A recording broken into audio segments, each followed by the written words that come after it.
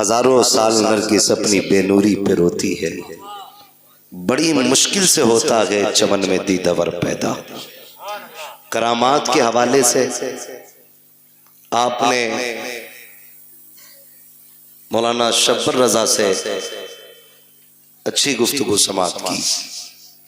शान और कमालात के हवाले से हजरत अल्लामा मौलाना मुफ्ती खालिद साहब क़िबला से आपने सुना। मैं थोड़ी सी गुफ्तगू इस्तिकामत के हवाले से करूं।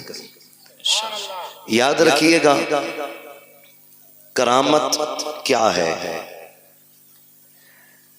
करामत शरीयत पर अमल करने के बदले में जो नेमत रब देता है उसे करामत कहते हैं। हम जितने ज्यादा मजबूत होंगे शरीयत पर, रब का उतना ही कुर्ब हासिल होता है, और फिर कुर्ब के एतबार से अल्लाह बरकतें और करामतें अता फरमाता है। सरकारे गौसे पाक के हवाले से मैं क्या कहूँ, मेरी औकात क्या है। मेरे इमाम ने कलम तोड़ दिया और बात ही खत्म कर दी। कहते हैं सर भला कोई क्या जाने के है कैसा तेरा, सुभान अल्लाह। औलिया मलते हैं आंखें वो है तलवा तेरा। और बिगाड़ लो मुखिया प्रधान से कुछ नहीं बिगड़ने वाला, ठेकेदार से लड़ लो कुछ नहीं होने वाला, लेकिन बगदाद वाले का जो मामला है, मेरा इमाम कहता है अलहमा कहर है ए गौस वो तीखा तेरा, मर के भी चैन से सोता नहीं मारा तेरा। जिसे बगदाद वाला तोड़ दे उसे कोई जोड़ने वाला नहीं मिलता है। बहुत बड़ी जात सरकार बगदाद की है। लेकिन याद रखिएगा, मैं आगाज यहां से करूं कि जिस तरह अच्छी फसल के लिए अच्छी जमीन जरूरी होती है, उसी तरह अच्छी नस्ल के लिए अच्छी माँ जरूरी होती है। समझ गए इतनी बात मेरी? जी। अक्सर मुझे उम्मीद है कि खेती से ताल्लुक रखने वाले लोग हैं हम लोग, हम भी किसान के घर में पैदा हुए हैं। ये अलग बात है, अल्लाह ने ड्यूटी इधर लगा दी है। बाप दादाई पुराना काम हमारा खेती किसानी है। हम जमीन को अच्छी तरह समझते हैं। जमीन अच्छी होती है तो फसल अच्छी होती है, माँ अच्छी होती है तो नस्ल अच्छी होती है। आज पूरी दुनिया सलाहुद्दीन अय्यूबी को आवाज दे रही है, पूरी दुनिया मोहम्मद बिन कासिम के नाम के नारे लगा रही है। लेकिन ये सिर्फ नारों से नहीं आएंगे, ये सिर्फ आवाज से नहीं आएंगे। माओ की गोद पारसा बनानी पड़ेगी, तब कोई सलाहुद्दीन अय्यूबी पैदा होगा। बेशक सही बात, हक बात। बहन बेटियों को पारसा बनाना पड़ेगा, तब जाके कोई मोहम्मद बिन कासिम आएगा। सरकारे बगदाद की जिंदगी आप देखें, माँ की शान क्या है, जिसने कभी जिंदगी में गैर महरम को देखा ही नहीं। क्या आज किसी औरत का तसव्वुर किया जा सकता है? क्या हमारे इल्म में कोई ऐसी औरत है जिसने आज तक किसी गैर महरम को देखा ही ना हो? इतनी पारसा के जिसने कभी भी किसी गैर महरम की आवाज अपने कानों से न सुनी, और ऐसी पाकबाज खातून कि जिसने पूरी जिंदगी शरीयत के खिलाफ कोई जुमला ना बोला। जब माँ ऐसी होती है तब बेटा अब्दुल कादिर जिलानी पैदा होता है। बेशक सुभान अल्लाह, सुभान अल्लाह। और बेटा देखे, आपने बचपन से आज तक सुना है आलम अरवाह में भी वली है, माँ के शिकम में भी वली है, और जब दुनिया में आए तब भी वली है। ये बचपन की कहानी, आपकी दूध पिलाने वाली अम्मी जवानी में आपके पास आई, कहती है अब्दुल कादिर एक सवाल रह गया था, वो पूछना है। पूछो अम्मी, क्या बात है? कहा जब बचपन में तुम मेरी गोद में होते थे अचानक गायब हो जाते थे, कहां चले जाते थे? पूछने आई। फरमाने लगे मुस्कुरा के, अम्मी जब मैं तेरी गोद से गायब होता था ना तो मैं सूरज के अंदर चला जाता था। कब? दूध पीने की उम्र में। समझ रहे ना ये बात? किस उम्र में? समझ रहे तो बोले, वरना सलाम पढ़ ले। किस उम्र में? दूध पीने की उम्र में। काश आजादे ये पता करना है कि दूध पीने की उम्र में सूरज में चले जाते थे, कि अब भी जा सकते हो? तुम मुस्कुराया बगदाद वाला पीर, कहने लगे अम्मी वो बचपना था, आज अब्दुल कादिर की जवानी है। क्या मतलब? कामी वो बचपन था जो मैं सूरज के अंदर आ जाता था, अब सूरज में ताकत नहीं अब्दुल कादिर को अपने अंदर ले सके। अब कहते अम्मी अगर ऐसे 1000 सूरज भी आ जाए तो अब्दुल कादिर के सीने में दफन होकर रह जाएंगे।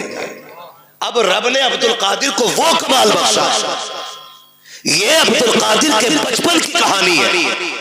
जब उम्र 14 से 18 बरस की हुई और पढ़ने के लिए निकले, फिर माँ की परवरिश देखे। अब बचपन नहीं था, समझदार थे, जवानी की दहलीज पे कदम था और इब्तदाई उलूम हासिल कर चुके हैं अपने घर में। घर से निकल रहे हैं तो माँ के जुमले क्या थे? अब्दुल कादिर एक वादा करके जा। अम्मी कौन सा वादा? का जिंदगी में कभी झूठ नहीं बोलना है। मैं कभी कभी सोचता हूं जो माँ की गोद से उछाल मार के सूरज में चला जाता हो, आज जवानी में माँ कह रही है अब्दुल कादिर वादा कर झूठ नहीं बोलना है। तो बहुत गौर किया तो समझ में आया वो माँ भी अब्दुल कादिर जिलानी की माँ थी। वाह वाह, बेशक। वो सिर्फ बेटे को नहीं, वो रास्ते में मिलने वाले डाकुओं को भी देख रही थी। उन्हें ये भी पता था चोर चोरी करेंगे, उन्हें ये भी पता था काफिला लूटा जाएगा। बेटे का हाथ में हाथ लेकर के माँ ने वादा किया अब्दुल कादिर वादा कर कभी झूठ नहीं बोलना है। बड़े पीर ने वादा लिया है, डाकुओं ने लूटा है, सबको लूटा गया। वाकया सुनाना मकसूद नहीं है, कुछ बताना चाहता हूँ। जब डाकुओं के सरदार ने बुला के कहा था बच्चे तेरे पास क्या है? कहा 40 सोने के सिक्के हैं। कहा है किधर? का मेरी शेरवानी के अंदर है। सदरी का बंद तोड़ा जाता है, सोने के सिक्के खन खन गिरे। सरदार ने कहा था झूठ बोल गए तो बच जाते। बगदाद वाले ने कहा था अगर झूठ बोलता सोना तो बच जाता, लेकिन माँ की जबान से किया हुआ वादा वो तो टूट जाता। अब्दुल कादिर 1000 सिक्के लुटा सकता है, लेकिन माँ से किया हुआ वादा नहीं तोड़ा जाता। भाई नारे तकबीर, नारे रिसालत, मसलके आला हजरत फैजाने गौसे आज़म मुफ्ती हम्माद साहिब किबला, नारे तकबीर। भाई वाह, जिंदाबाद जिंदाबाद, माशाअल्लाह। मैं रुक के एक बात कहूं, आज हम अपने बेटे को 10 रुपए देते हैं, बेटे जाओ बाजार से धनिया ले आना, 3 रुपए की मिर्च ले आना, है ना? 10 रुपए का सौदा बता के भेज दिया, बच्चा गया, जा सारा सामान भी ले आया, 10 रुपए भी बचा लाया, 10 रुपए भी बचा लाया। हो सकता है दुकानदार की नजर इधर उधर हो, ला के सामान भी दिया, 10 रुपए भी दिए। अम्मी कहती पैसे, अम्मी उसे पता ही नहीं चला, मैं लेके आ गया। आज की माँ कहती है मेरा गुड्डू होशियार हो गया जी। फिर कल चल के यही गुड्डू डाकू सुल्तान बनता है, फिर मुकदमे होते, सही बात, फिर जेलें काटनी पड़ती है। जब एक ताना हराम का दाल को लग जाता है फिर जिंदगी भर बचना मुश्किल हो जाता है। हक बात, मुश्किल हो जाता है। और याद रखिएगा जिस तरह गलत दवा से फसल खराब हो जाती है, उसी तरह गलत रोजी से नस्ल खराब हो जाती है। बेशक हक बात है। जो हमारा बेटा 25 साल में पुलिस के हाथ आया ना, ये पहली गलती नहीं थी, पहली गलती नहीं थी। हजरत फारूक आजम का दौर है, अमीरुल मोमिनीन फारूक आजम, वो उमर जिसके दौरे खिलाफत में शेर बकरी एक जगह पानी पीते थे। है आज इस्लाम की तारीख बताने के लिए लोग हमें सुल्तानों की कहानी सुनाते, हमें बादशाहों की कहानी सुनाते। इस्लाम समझना है तो फारूक आजम की कहानी पढ़ो, नबी के सिद्दीक अकबर का दौर देखो, तब पता चलेगा इस्लाम क्या है। फारूक आजम बैठे ना, शेर बकरी को एक जगह देखा, लोगों में तज़किरे हुए, डर नहीं रही, बकरी को डर नहीं लग रहा, शेर के साथ खड़ी है। उसने कहा मुंह बंद कर, पता नहीं है कुर्सी पे नबी का उमर बैठ गया है। वाह, जिंदाबाद जिंदाबाद। ये हुजूर के गुलामों की पावर है और इसे इस्लाम कहते हैं। तो नतीजा क्या? हजरत फारूक आजम का दौरे खिलाफ एक शख्स पकड़ा गया, आपने हुक्म दिया चोरी करते हुए बंदा पकड़ा गया, हुक्म हुआ हाथ काट, रोने लगा, अमीरुल मोमिनीन माफ कर दें, पहली बार चोरी की है। फरमाने लगे अब झूठ के बदले कोड़े भी लगाओ। कहा झूठ क्या बोला? आप कहते जालिम, रब इतना करीम है, पहली गलती पे तो बंदे के वो पर्दे डाल देता है, पहली गलती पे तो बंदा पकड़ा ही नहीं जाता, ये रब के करम के खिलाफ है। तो झूठ बोल। तो मैं कहना ये चाहता हूं, हमारा बच्चा जो 25 साल में जेब काटते हुए पकड़ा गया ना, ये पहली गलती नहीं, इसने पहले भी गलतियां की है। बेशक हक बात। हमें अपने बच्चों को ऐसे परवान चढ़ाना, 10 रुपए भी ले आए, गुड्डू होशियार हो गया, गुड्डू होशियार नहीं, गुड्डू चोर हो गया है। माँ पे लाजिम था पहले दिन थप्पड़ मार के वापस करके कहती जा ये वापस करके आ, हमें हराम का एक पत्ता भी नहीं चाहिए। आज ये तरबियत देने वाली माँ नहीं मिले भी कहां से? क्योंकि हमने बहुएं जो ढूंढी है ना, वो एमए ढूंढी है, एलएलबी ढूंढी है, हमने कनीज़े फातिमा ढूंढी ही नहीं। काश हमने कनीज़े फातिमा देखी होती तो गोद आपकी बेटी की होती, आने वाला सलाहुद्दीन अय्यूबी पैदा होता। वाह सुभान अल्लाह सुभान अल्लाह। क्या दुनिया भाग नहीं रही है इसी तरह? नशा नहीं चढ़ा, एक नशा है। मौलाना दुआ करियो, मेरी बेटी एलएलबी कर रही है, माफ कीजिएगा, ऐसे डिग्री जो जलील कर दे मुंह पे मार दो, वो डिग्री लाओ जो दुनिया में भी इज्जत अता करे, आखिरत में भी इज्जत अता करे। बेशक बेशक सुभान अल्लाह। कौम का बेड़ा गर्क नहीं हो गया? गलत नहीं हो गया? कौम का बेड़ा गर्क नहीं हो गया? सबको शौक लगा है, 2 चीजों से कौम बर्बाद हो गई, एक ट्यूशन और दूसरी ऑनलाइन जो तालीम चली है।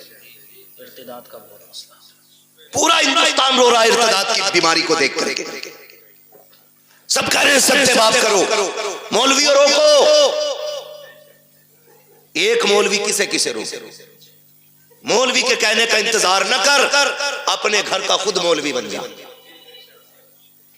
अपने घर का खुद मौलवी बन, और अपनी बेटी से कह हमें वो डिग्री नहीं चाहिए जो जलील करके मिले, हमें वो डिग्री चाहिए जो इज्जतें अता करती है। बेशक सुभान अल्लाह सुभान अल्लाह। अच्छा, इस बीमारी की भी एक वजह है। जी बुरा तो नहीं लग रहा आपको?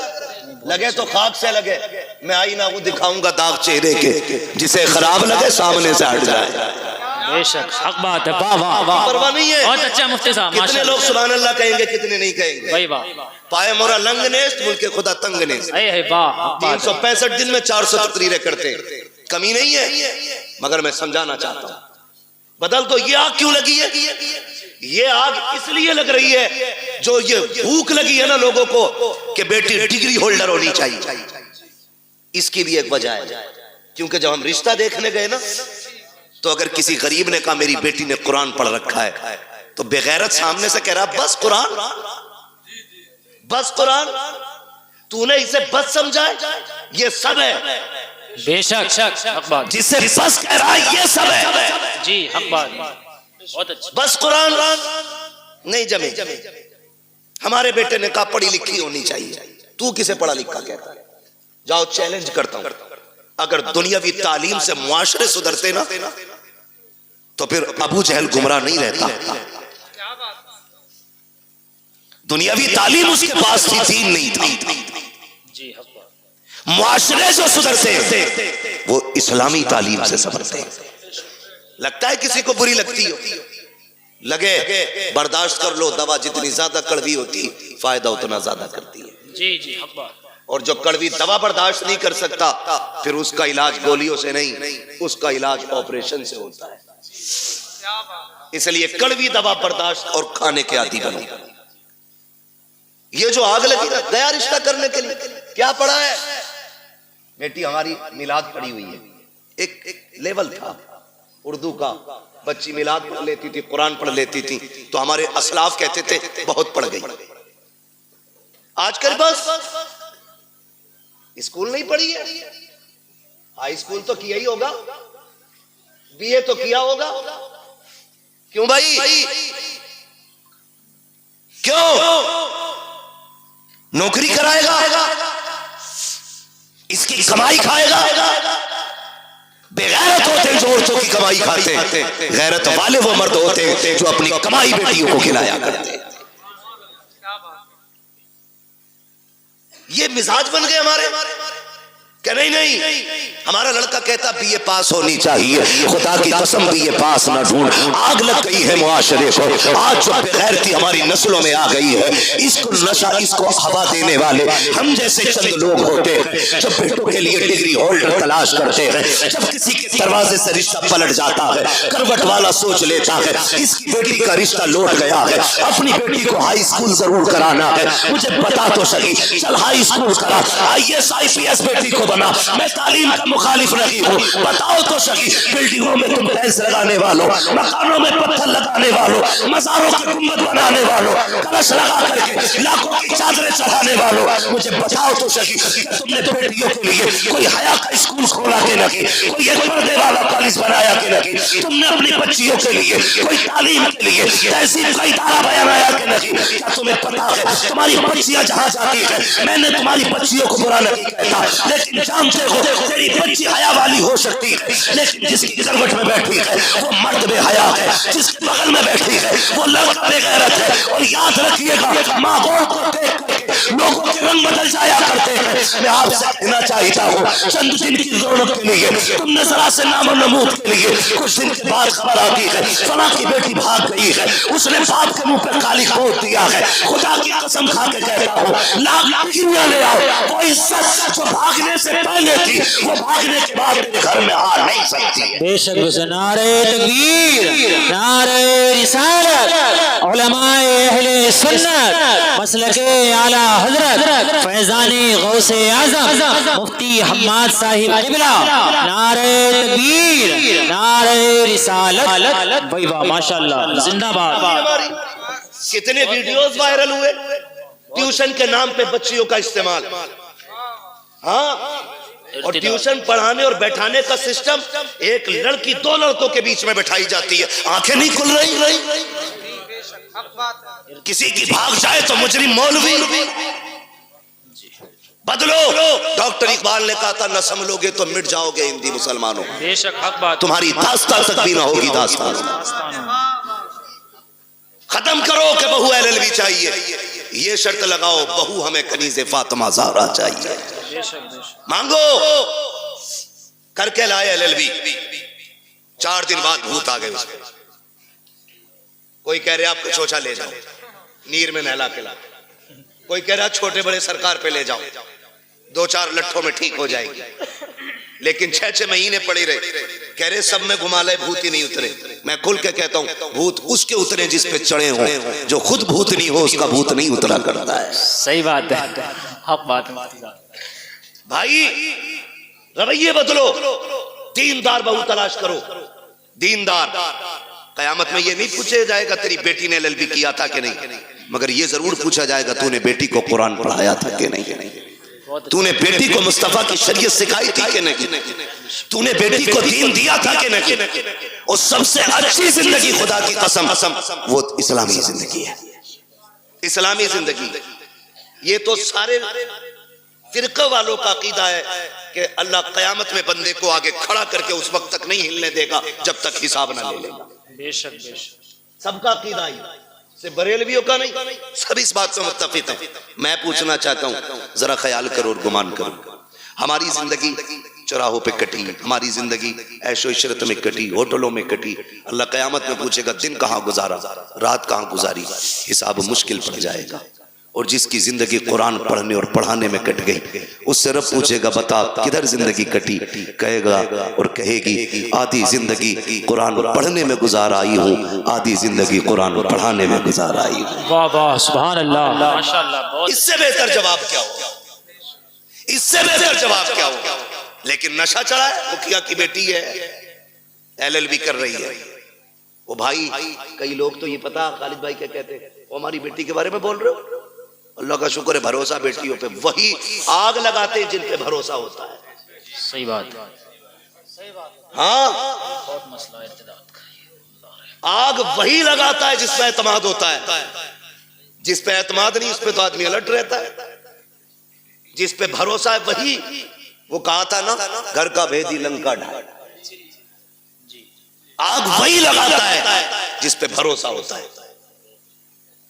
मुझे बताओ तो सही, बुरा ना मानो, हमने तालीम के नाम पे बच्चियां आजाद कर दी।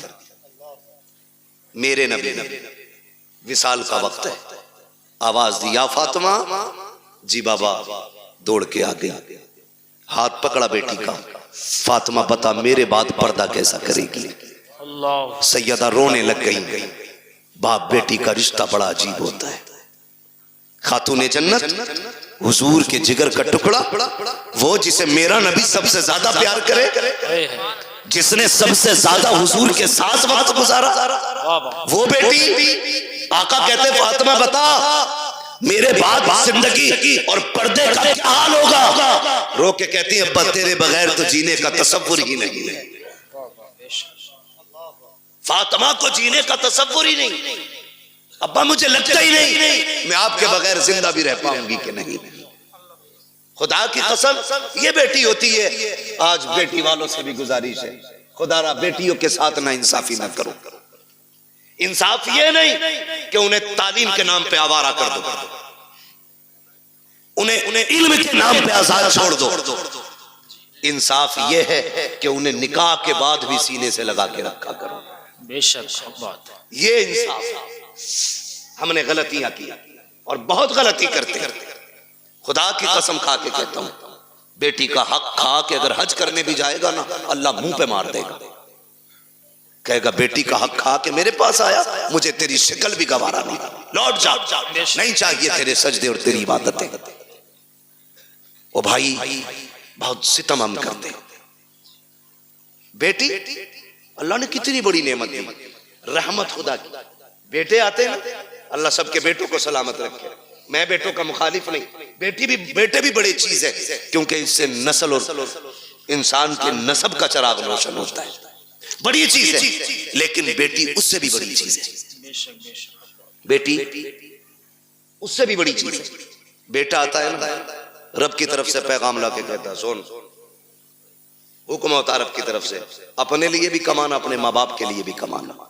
और जब बेटी आती है तो आके कहती है अब्बा अकेली नहीं आई हूँ, साथ में रब का सलाम भी लेके आई हूँ। सुभान अल्लाह। और एक खुशखबरी लेके आई है, रब ने सलाम भी भेजा है और ये पैगाम भेजा है। उसने कहा है जा, मैं तेरी रोजी का भी इंतजाम करूंगा, तेरे सदके में तेरे माँ बाप की रोजी का भी इंतजाम करूंगा। भाई वाह वाह, जिंदाबाद जिंदाबाद, माशाअल्लाह। कई बार जिन बेटियों की पैदाइश पे बाप का मुंह लटक जाता है ना, वही बाप का नाम दुनिया में रोशन करती है।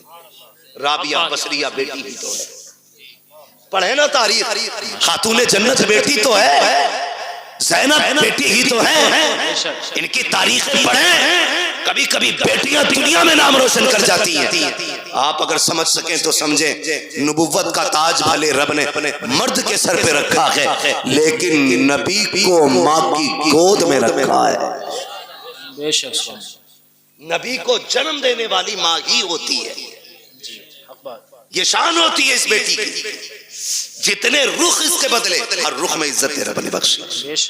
हमें क्या लगता है LLB करेगी तब इज्जत पाएगी, BUMS करेगी तब इज्जत पाएगी, डिग्रियां करेगी तब इज्जत पाएगी? खुदा की कसम, बच्ची साबिरा और शाकिरा बन जाए ना, दुनिया वालों की नजरों में भी इज्जत वाली हो जाती है और अर्श वालों की नजरों में भी इज्जत वाली हो जाती है। चलूं आगे, बर्दाश्त कर लेंगे थोड़ी सी, जी जी जी, थके ना हो तो जरा बोले सुभान सुभान अल्लाह। जी सलामत रहे। जहां तक मैं देख रहा हूं अल्लाह का करम है, सब जागते हुए लोग नजर आ रहे हैं, माशाअल्लाह। तवज्जो है ना सारे लोग। मैं क्या बात कह रहा था आपसे, याद है? हाँ, बहुत गौर से मेरी बात सुनिए। बेटी आती है ना, कहती है मैं अपना भी रिस्क लाई हूं और तेरा भी लेके आई है, और साथ में रब का सलाम भी लेके आई है। लोग कहते हैं अम्मा नाराज है, 3 बेटियां हो गई हैं।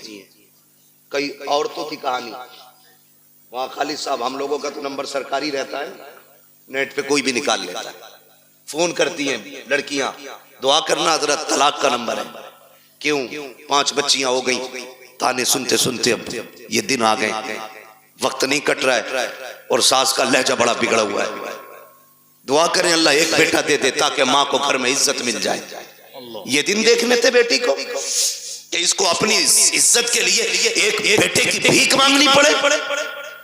और यार अगर बेटियां बोझ होती ना, रब महबूब के आंगन में कभी 4 फूल नहीं खिलाता। 4 बेटियां रब ने महबूब को दी, 4 बेटियां। अगर ये बोझ होती, एक बेटी भी रब अपने महबूब को नहीं देता। 4 बेटियां अता की और चारों बेटियां बेमिसाल हैं, चारों बेटियां बेमिसाल हैं। हजरत खातून जन्नत का तज़किरा इसलिए ज्यादा होता है क्योंकि उन्होंने ज्यादा वक्त हुजूर के साथ गुजारा है। बहुत गौर से मेरी बात सुनिएगा, चेहरे उतर जाते भाई, चेहरे ना बिगाड़ा करो। बेटी आए तो 2 सजदे शुक्र के ज्यादा किया करो। सुभान अल्लाह, सुभान अल्लाह। क्यों? जानते हो दुनिया में या तो सच्चा प्यार मां कर सकती है और या मां के बाद बेटी कर सकती है। मेरे हुजूर फरमाया करते थे, फातिमा उम्मी बाद उम्मी, फातिमा मेरी मां के बाद मेरी मां है। कहते हैं कि जो खिदमत, जो प्यार मुझे मेरी मां से मिला है, फिर वो प्यार मुझे आमिना के सामने मिला है, फातिमा के सामने मिला है। हुजूर कहते थे अपनी बेटी के हवाले से,